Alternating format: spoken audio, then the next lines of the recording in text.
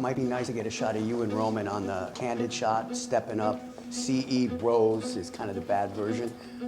Shall we maybe not do the bad version?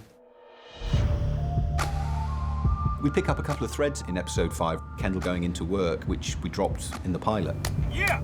That's what he was doing, and he was going into work. He thought he was going to become the boss, and that's what you see him doing, is being co-boss with his brother. In the writer's room, we have a board and scenarios that we could do one day, a product launch, a corporate retreat, and that seemed to marry very happily with this episode. Excited to get a feel for Scandinavia and some hotties. It offers comic opportunities as you get everyone together. It's not a trip to the Guggenheim, Greg. Find out who they like. Everyone else, welcome to the lime pit. Roman's in a particular state of mind. The day after the wake, I think I've gotten through it already. I've pre-grieved maybe, and I feel like I'm fine. And then Matsson pulls this move. You know, it's almost like the Hunger Games, and they're trying to survive the cut. And it's just to show how powerful he is, and just to show, well, he's gone now, I'm the one and only. And that's just not a really good feeling. Ambush. You took the bait, fattened for the kill. Thanks for coming out. No, it's not ideal. Not like our dad died yesterday. It was a couple of days ago, so. The scene that I always think of from this episode is that initial negotiation between Matsson, Kendall, and Roman, and I love the way in which all three parties weaponize humor, truth, obfuscation. I feel like I'm going to the checkout during a sale and getting asked to pay more. Alex gave us a counterforce. In a way, he takes the place of Logan, not just as an antagonist, but as an actor with such gravitas and power. I do want ATN, though. Okay. If you don't have anything to push up against, if you don't have that friction, then you don't have drama, you don't have anywhere to go. I think as you watch with Matsson, maybe you wonder, can these guys do it? Are they going to be able to be anything near what their dad was? And I don't think it's conclusive. They don't seem to nail it, but they maybe have their own way of operating, which is, in the end, not total failure. I'm not sure that works. It works.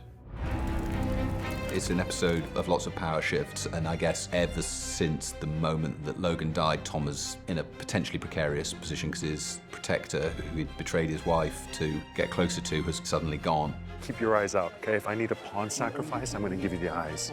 As everybody's starting to re-strategize, I think Greg sees Tom as a weak point for maybe the first time in the season. He's really trying to figure out where to land here. Tom asks him to be his punching bag in front of Matsson. He's not really willing to do that. He kind of wants to give it back to Tom. S'il vous plaît, tell us more. Well, so some of the dynamics that have been set up are kind of shifting. Kendall's taking him under his wing, pushing the quad agenda with the siblings. What's up? Want to sling some ideas around within the safety of the quad? Not sure if it's working, but gonna keep saying it. What? You want it to be catchy, you know, easy to remember. Quad, family quad, 3 siblings plus 1. The Roy Patrol, the old team, the family. The fuck? Like running the ship, I think we're good at it, and I don't want to stop. I mean, do you? I think Kendall is the one who's more on maneuvers for the company, I think we've tanked the whole deal. Kill it, blow it up. and Roman is happy to go with that idea because I was really hoping someone would come up with a plan that would entail telling Matsson to go fuck himself. Kendall has one, and great, let's get rid of this guy. Roman, when he goes to this meeting, I think he thinks, we're gonna bullshit him. Act real sweet, act like this is going well, and we're gonna stab him in the back later. Your dad, he was a prick, but at least he knew what he wanted. Roman, he just gets pushed a little too far, and this was not according to any sort of plan. I think he'd be embarrassed if he saw you two now. These 2 big boys.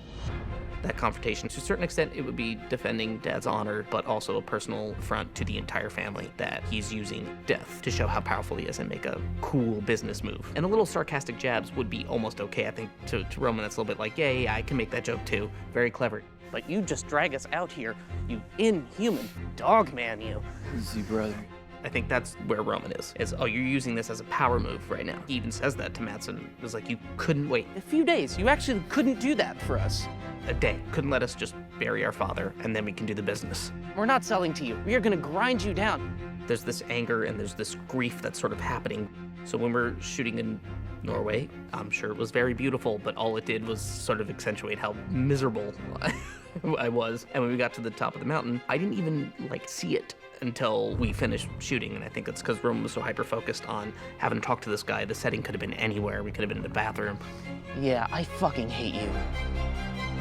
And then when we were done, I just left. We went like down to the base and I went, wait a minute. People were telling me it was beautiful up there. So I went and took a stroll back up to the top of the mountain and go, oh wow, it's really lovely up here.